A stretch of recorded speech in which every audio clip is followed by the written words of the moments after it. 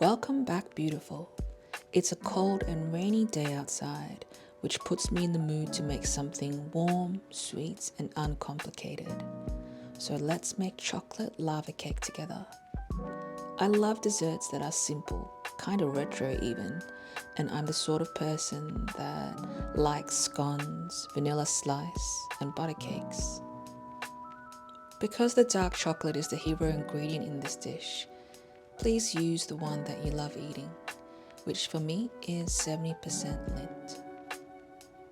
I'm surprised by how easy this dessert is. We're actually almost halfway. And my favorite part, the melty chocolate sauce. It's very tempting to just call it a day and serve this up with some vanilla ice cream. But let's not get distracted and finish this cake.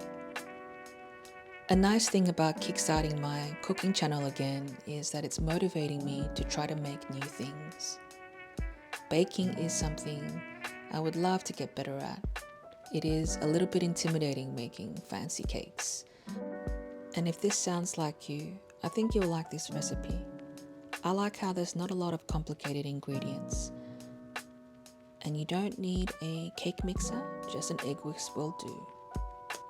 And now it's time to combine the cool chocolate sauce into our egg mixture.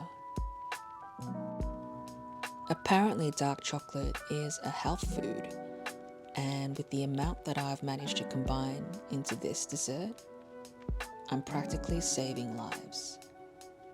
I found these jumbo silicone cupcake molds, and my favorite colors are blue and purple. And it's time for these to go into the oven. I baked mine for about 7.5 minutes.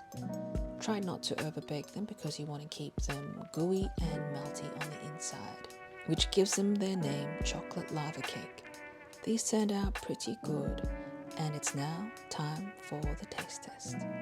This is deliciously rich and decadent without being too sweet, and it will completely slay any chocolate cravings you have. I just need to go and find some vanilla ice cream to go with this. I hope you try it and see you next time.